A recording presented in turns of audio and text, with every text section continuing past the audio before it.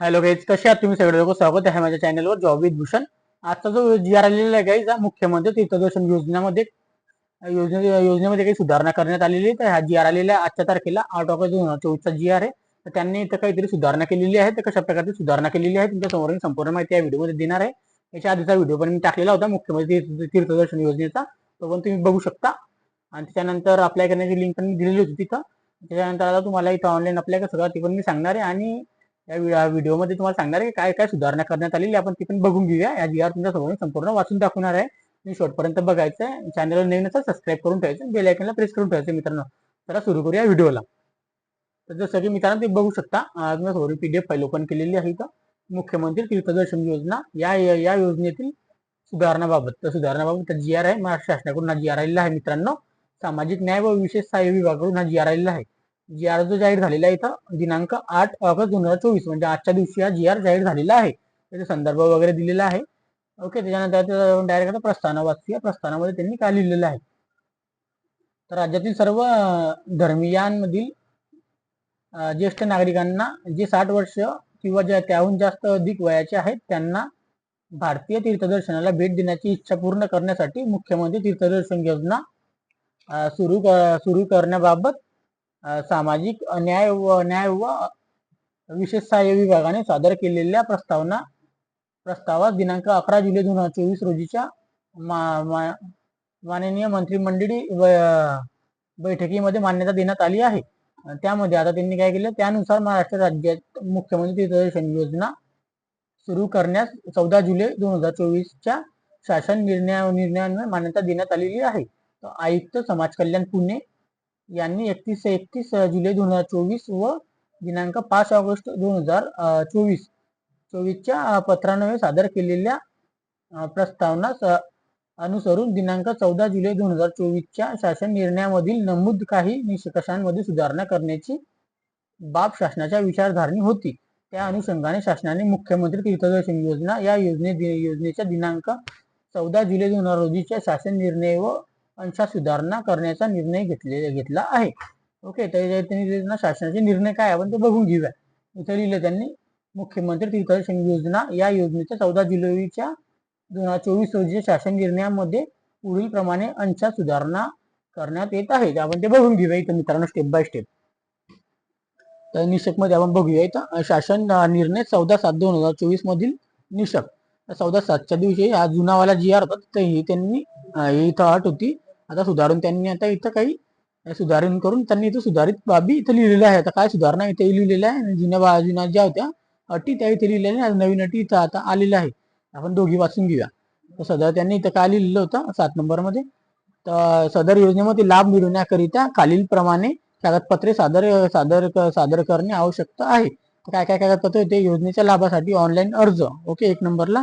आणि 4 नंबरला काय होतं, सक्षम प्राधिकार यांनी दिलेला कुटुंब प्रमुखांचा उत्पन्न दाखला, वार्षिक उत्पन्न 2.5 लाखापर्यंत असणे अनिवार्य किंवा पिवळे किंवा केशरी रेशन कार्ड आपल्याकडे पाहिजे होतं. त्यांनी आता सुधारून इथे काय लिहिलेलं आहे, सदर योजनेमध्ये लाभ मिळवण्याकरता खालील प्रमाणे कागदपत्र सादर करणे आवश्यक आहे. त्या कागदपत्रामध्ये काय सुधारणा केली त्यांनी बघूया. आता योजनेसाठी लाभासाठी 31 ऑक्टोबर 2024 पूर्वी ऑफलाईन व तज्ञानंतर ऑनलाईन अर्ज, त्याच्यानंतर इथं ऑनलाईन किंवा ऑफलाईन अर्ज करून घ्यायचा आपल्याला 31 ऑक्टोबरच्या पूर्वी म्हणजे आधी. ऑनलाईन ऑफलाईन दोन्ही पद्धतीने कमी करू शकता. ओके, सक्षम प्राधिकार यांनी दिलेले कुटुंब प्रमुखांचा उत्पन्नाचा दाखला 2.5 लाखापर्यंत असणे अनिवार्य आहे. बरोबर, हे पण सेमच आहे. किंवा त्यांनी ऑप्शन दिलेले किंवा अंत्योदय अन्न योजना, प्राधान्य कुटुंब योजना, वार्षिक उत्पन्न 2.5 लाखाच्या आत असलेले मात्र प्राधान्य कुटुंब नसलेले NSP शिक्षा पत्रीधारक अशा पद्धतीने दिलेले आहे. विविध ऑप्शन दिलेले किंवा मध्ये. ओके, त्यानंतर आता इथे लिहिलं त्यांनी रेल्वे जुना जो जी आर त्याच्याबद्दल रेल्वे प्रवास तसेच बस प्रवासासाठी एजन्सी तसा टूर्स कंपन्यांची निवड केलेली होती. तर सदर योजनेअंतर्गत रेल्वे तथा बस प्रवासाचे आयोजन करण्याचे अधिकृत टुरिस्ट कंपन्या तसेच रेल्वे प्रवासासाठी IRCTC समकक्ष अधिकृत असलेल्या नोंदणीकृत कंपन्यांनी निवड विविध निविदा प्रक्रियेद्वारे करण्यात येईल. त्यांनी आता इथं ते चेंज करून काय केले आता बघू शकता तुम्ही, प्रवासासाठी एजन्सी तथा टुरिस्ट कंपन्यांची निवड. तर सदर योजनेअंतर्गत विविध दळणवळणाच्या साधनाद्वारे प्रवासांना आयोजन करण्यासाठी अधिकृत टूर्स कंपन्या तसेच IRCTC किंवा समकक्ष अधिकृत असलेल्या नोंदणीकृत कंपन्यांची निवड विविध नियमांचे निविदा प्रक्रियेत पालन करून करण्यात येईल, अशा प्रकारे सांगण्यात आलेले. त्यानंतर त्यांनी पहिली अट अशी होती 9 नंबरला लाभार्थ्यांची निवड. त्यांची पहिलं असं होतं इथं त्यांनी इथं लिहिलेलं होतं. त्यांनी आता काय केलं आपण बघू शकता. इथं पहिलं लाभार्थ्यांची निवडचा अट अशी होती, प्रत्येक ठिकाणाच्या प्रवासासाठी जिल्हानिहाय कोटा निश्चित केला जाईल व ज्यामध्ये अर्जदारांच्या संख्येसह त्या जिल्ह्याचे लोकसंख्येच्या प्रमाण अधिभार देऊन कोटा निश्चित केला जाईल व विविध कोट्यांपेक्षा जास्त अर्जांच्या उपलब्धतेवर आधारित लॉटरी संगणकीकृत ड्रॉ काढला जाईल. त्यानंतर प्रवाशांची निवड केली जाईल व कोट्यातील 100% आरक्षित अतिरिक्त लोकांची प्रतिज्ञा यादी देखील तयार केली जाईल, अशा प्रकारे सांगण्यात आलं की लकी ड्रॉ काढण्यात येईल तुमचा. नंतर त्यांनी आता इथं काय केले आपण ते बघून घेऊया. त्यानंतर इथं अजून 3 नंबरचा अनुक्रमांक लिहिला त्यांनी इथं. तर निवड केलेल्या प्रवासी प्रतीक्षा यादी व विभागाच्या पोर्टलवर जिल्हा अधिकारी कार्यालय आणि समाज कल्याण विभागांच्या सहाय्यक आयुक्त कार्यालयांच्या सूचना फलकावर आणि योग्य वाटेल अशा इतर माध्यमातून प्रवासित केला जाईल. त्यानंतर 5 नंबरला जर पती पत्नी स्वतंत्रपणे अर्ज केला असेल आणि एकाची लॉटरी निवड झाली असेल आणि दुसऱ्याची जोडीदाराची लॉटरी निवड झाली नसेल तर अशा आयुक्त समाज कार्यालय आयुक्त समाज कल्याण आयुक्तालय पुणे त्यांनी किंवा तिला यात्रेवर पाठवण्याचा निर्णय घेऊ शकतील, अशा प्रकारे त्यांनी सांगितलं होतं. आता त्यांनी इथं काय केले आता ते आपण बघूया. आता आपण अटी कशा बदलल्या आहेत. लाभार्थ्यांची निवडमध्ये आता प्रत्येक ठिकाणच्या प्रवासासाठी जिल्हानिहाय कोटा निश्चित केला जाईल, ज्यामध्ये अर्जदाराच्या सहसंख्या त्या जिल्ह्यातील लोकसंख्या प्रमाणात अधिभार देऊन कोटा निश्चित केला जाईल व विविध कोट्यापेक्षा जास्त अर्जाच्या उपलब्धतेवर आधारित पारदर्शक पद्धतीने लॉटरीद्वारे प्रवाशांची निवड केली जाईल व कोट्यातील 100% अतिरिक्त लोकांसाठी प्रतीक्षा यादी देखील तयार केली जाईल. मात्र इथं काय लिहिलं, 31 ऑक्टोबर 2024 पर्यंत राज्यातील प्रत्येक जिल्ह्याकरिता कमाल 1000 पात्र लाभार्थ्यांचा कोटा निश्चित करण्यात येत असून सदर कोट्यातील कमाल मर्यादेत तसेच प्रति लाभार्थी ₹30,000 च्या कमाल मर्यादेत शासनाने दिलेले 14/7/2024 या शासन निर्णयान्वये विविध केलेल्या तीर्थक्षेत्रातील तीर्थदर्शन यात्रा टूर पॅकेज निश्चित करण्याचा अधिकार जिल्हास्तरीय समितीची असतील. त्यानंतर त्यांनी लिहिले 3 मध्ये आता 3 मध्ये निवडलेले प्रवासी आणि प्रतीक्षा यादी विभागाच्या पोर्टलवर 31 ऑक्टोबर 2024 नंतर जिल्हा अधिकारी कार्यालय आणि समाज कल्याण विभागाच्या सहाय्यक आयुक्त कार्यालय सूचना फलकावर आणि योग्य वाटेल अशा माध्यमातून प्रसारित केला जाईल. त्यानंतर इथे लिहिले, जर पत्नीने स्वतंत्रपणे अर्ज केला असेल आणि एकाची लॉटरी निवड झाली असेल आणि दुसऱ्या जोडीदाराची लॉटरी निवड झाली नसेल तर त्या जिल्हास्तरीय समिती त्यांना किंवा तिला यात्रेवर पाठवण्याचा निर्णय घेऊ शकतील. की पाठवायचे का नाही पाठवायचं जोडीदाराला त्यांच्या हातात तो निर्णय असणार आहे.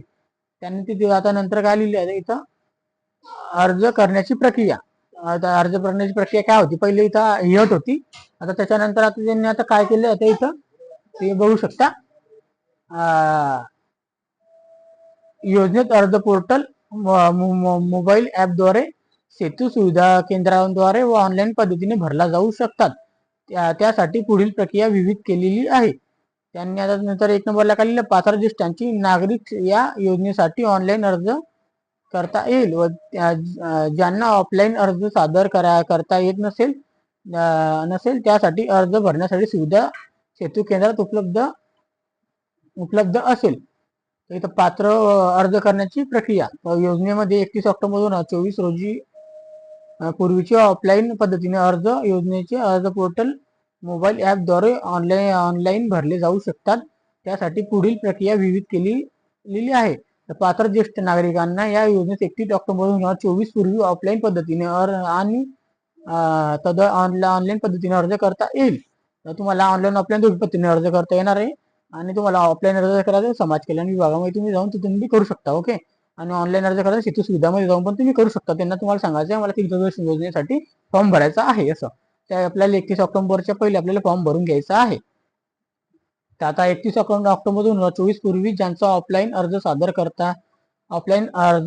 सादर करता येत नसेल त्यांना त्यांच्यासाठी अर्ज भरण्याची सुविधा सहाय्यक आयुक्त समाज कल्याण कार्यालयात उपलब्ध आहे. इथं आता लक्षात ठेवा, त्यांना ऑफलाईन अर्ज भरता येत असेल त्यांनी त्यांच्यासाठी अर्ज भरण्याची सुविधा सहाय्यक आयुक्त समाज कल्याण कार्यालय उपलब्ध असेल. त्यानंतर लिहिले तात्पुरत्या यादीचे प्रकाशन. अर्ज प्राप्त झाल्यानंतर पात्र अर्जदारांची तात्पुरत्या यादीत पोर्टल ऍपवर जाहीर केला जाईल. आता त्यांनी आता काय चेंजेस केले तर बघू सुधारणामध्ये तात्पुरत्या यादीचे प्रकाशन. तर ऑफलाईन अर्ज प्राप्त झाल्यानंतर पात्र उमेदवारांची तात्पुरत्या यादी जिल्हा अधिकारी कार्यालयात आणि समाज कल्याण विभागाच्या सहाय्यक आयुक्त कार्यालयाच्या सूचना फलकावर जाहीर केला जाईल. आणि ऑनलाईन अर्ज प्राप्त झाल्यानंतर पात्र अर्जदारांची तात्पुरत्या यादी पोर्टलवर ऍपवर जाहीर केली जाईल अशा पद्धतीने सांगण्यात आलेलं आहे. त्यानंतर त्यांनी दिलेले 17 नंबरला मूळ अर्जदारासह जीवनसाथी सहाय्यकाच्या प्रवासाची तरतुदी. आता त्यांनी इथं जुना जी आर 14 तारखेचा इथं त्यांनी लिहिलं 75 वर्षावरील अर्जदारांच्या जोडीदाराचे वय 60 पेक्षा कमी असेल तरीही तो प्रवास सहाय्यक अर्जदारासोबत प्रवास करू शकेल.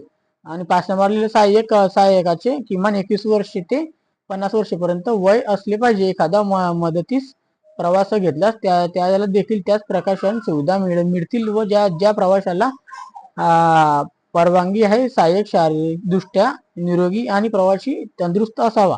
आता त्यांनी आता चेंजेस करून काय केले सुधारणामध्ये मूळ अर्जदारासह जीवनसाथी सहाय्यकांच्या प्रवासा सुविधा तरतुदी. तर 75 वर्षावरील अर्जदारांच्या जीवनसाथी किंवा सहाय्यक यांचे 60 वर्षापेक्षा कमी असले तरीही जीवनसाथी सहाय्यक यापैकी एक अर्जासोबत प्रवास करू शकेल. ओके. त्यानंतर इथे लिहिले त्यांनी सहाय्यक किमान 21 ते 50 वर्षापर्यंत असावे. एकाधिक सहाय्यक प्रवास घेतल्यास त्याला देखील त्याच प्रकाशन सुविधा मिळतील आणि ज्या प्रवाशाला परवानगी आहे त्या सहाय्यकाने शारीरिकदृष्ट्या निरोगी आणि तंदुरुस्त असल्याचे वैद्यकीय प्रमाणपत्र आपल्याला सादर करण्याची आवश्यकता राहील अशा पद्धतीने सांगलेलं आहे.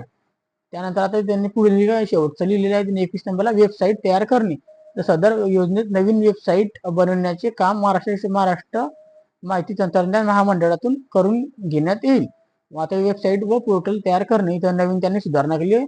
सदर योजनेची नवीन वेबसाईट पोर्टल बनवण्याचे काम महाराष्ट्र माहिती तंत्रज्ञान महामंडळाकडून किंवा सामाजिक न्याय विशेष सहाय्यक विभागाच्या यांच्या अधीनस्थ मंडळातून तयार करून घेण्यात येईल. सदर वेबसाईटवर पोर्टलद्वारे संचलित डाटा शासनाच्या मालकाचा राहील अशा पद्धतीने सांगण्यात आलेलं आहे. त्याच्यानंतर इथे लिहिलं त्यांनी सदर योजनेसाठी आयुक्त समाज कल्याण आयुक्तालय महाराष्ट्र राज्य पुणे यांना आहरण व संवितरण अधिकारी म्हणून घोषित करण्यात येत आहे. व प्रस्तुत योजनेसाठी आयुक्त समाज कल्याण पुणे नोडल अधिकारी असलेल्या सदर योजनेअंतर्गत विविध दळणवळणाच्या साधनांद्वारे प्रवासांचे आयोजन करण्याची निवड करण्यात आलेल्या एजन्सी तथा टुरिस्ट कंपनीसोबत शासन मान्यतेनुसार सामंजस्य करार करण्याची आयुक्त समाज कल्याण पुणे यांना प्राधिकृत करण्यात येत आहे. तर सदर शासन निर्णय महाराष्ट्र शासनाच्या www.maharashtrasan.gov.in या संकेतस्थळावर उपलब्ध करून देण्यात आलेला आहे. त्यांनी लिहिलं आहे डिजिटलमध्ये. महाराष्ट्राचे राज्यपाल यांच्या आदेशानुसार व नावाने. त्याच्यानंतर राजेश मांजरेकर कार्यसन अधिकारी महाराष्ट्र शासन त्यांच्याकडून जी आर झालेला सगळे प्रती पाठवलेले आहेत. नवीन अटी तुमच्यासोबत मी सादर केलेले आहेत. तो हा जो जी आर आहे आता आपल्या मित्रांनो आपल्या आजी आजोबांना एकदा सांगून द्यायचं या जी आर बद्दल संपूर्ण माहिती एकदा परत देऊन टाकायची. कारण की नवीन जी आर आलेला आहे इथं 8 तारखेचा 8 ऑगस्ट 2024 त्यांची संपूर्ण माहिती वाचून घ्यायची. ज्यांनी पण तीर्थ क्षेत्रासाठी फॉर्म वगैरे भरला असेल त्यांना 31 ऑगस्ट पूर्वीचा फॉर्म भरून ठेवायचा आहे लवकरात लवकर. आणि आपल्यासाठी बुकिंग करून ठेवायचं सीट बनवून झालं तर लॉटरी वगैरे आपल्याला ते करण्यात येणार आहे. अशा पद्धतीने 8 तारखेचा जी आर आहे हा. याच्याबद्दल तुम्हाला काही डाऊट असेल तुम्ही कमेंट बॉक्समध्ये कमेंट करू शकता. आणि तुम्हाला हा व्हिडिओ जर नक्की आवडला असेल तर चॅनल लाईक करून ठेवायचा आहे व्हिडिओला. आणि आपल्या आजी आजोबांना व्हिडिओ शेअर करायचा, जास्तीत जास्त शेअर करायचा. त्यांना